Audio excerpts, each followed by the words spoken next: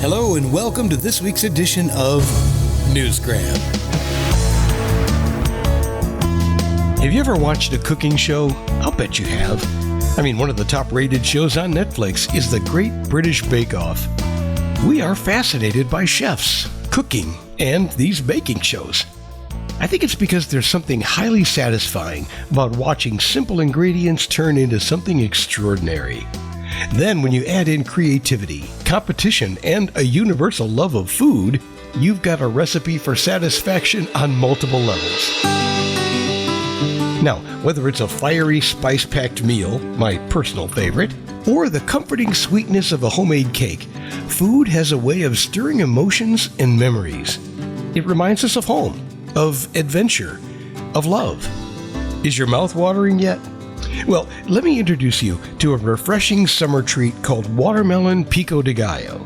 It's a simple recipe that combines watermelon, honeydew, cucumber, red onion, jalapeno, cilantro, basil, mint. Add in some honey and lime, and it is the perfect balance of sweet, spicy, and fresh.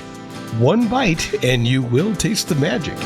If you really want something different for the summer, mix up your melons, watermelon, honeydews, anything. Just you put it all in there. But when you're following the ingredients, it'll say for a crowd. But if you only want to do it for one person, take a couple little pieces and just do a separate little bowl for yourself.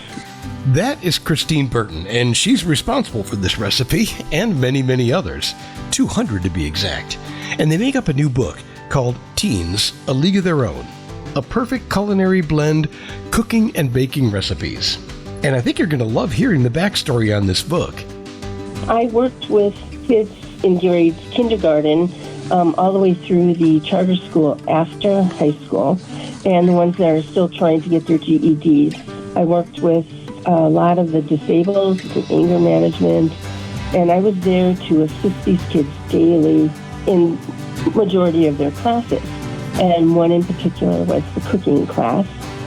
And I would hear all kinds of stories from during the day, and they wanted to help, and some teachers wouldn't let them help unless they had someone. So we went and I started helping them there, and they got to love it. And then they started asking, I wish there was a book on the market that had stuff other than celery and peanut butter, stuff like that.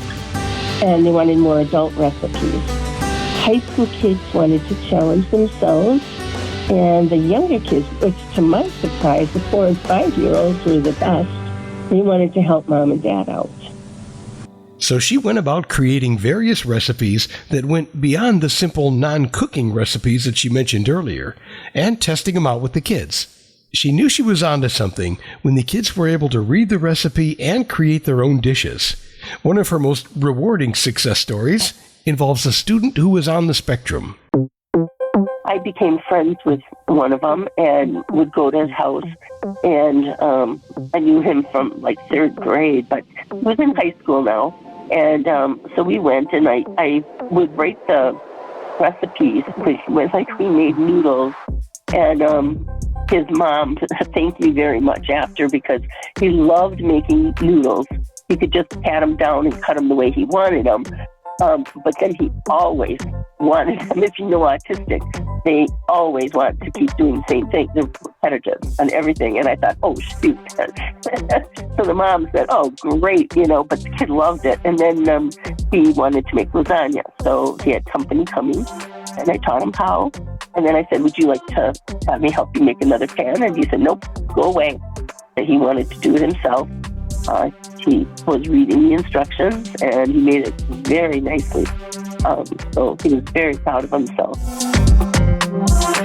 I found it interesting that the teenage kids wanted to cook using recipes from adult cookbooks, but they found them confusing. And surprisingly, I had the same experience. Many cookbooks are written for those who already know how to cook.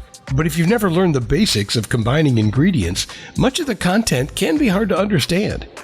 That's what makes this book so great. It's accessible for all ages and all skill levels. I wanted it to be so simple, and I've been selling the books to a lot of senior citizens who are living by themselves and have never really cooked, and they're really enjoying it because the recipes are adult recipes, you can down them. You can make them more into teen-type recipes if you want, or the teens can have parties with their friends in all different cultures and using their different spices and stuff and learning different things. So that was my purpose in this, was for them to challenge themselves. Part of the process of making it simple was also the need to make it adaptable for dietary needs and preferences. So her recipes are designed as base recipes that can be modified based on personal experiences. For example, my wife would say, take the jalapeno out of the watermelon pico de gallo. I would say leave it in. But either way, it's still refreshing. Each recipe should be treated as a base recipe.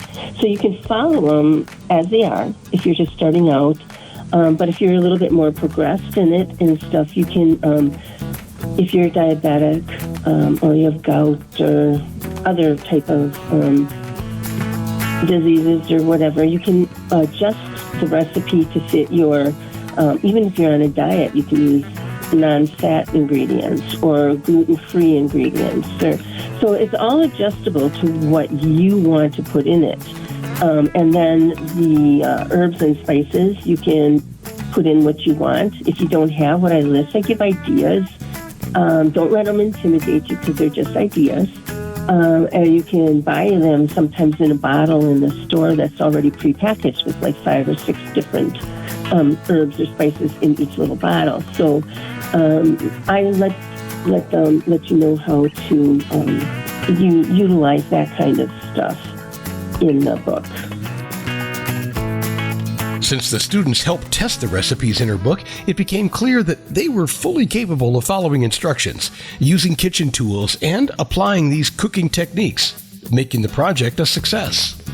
I want them to have success in the kitchen. A lot of times, if you don't know what's going on, you're going to have these recipes come out, and they're not going to look good, they're not going to taste right, and so you aren't going to try it again.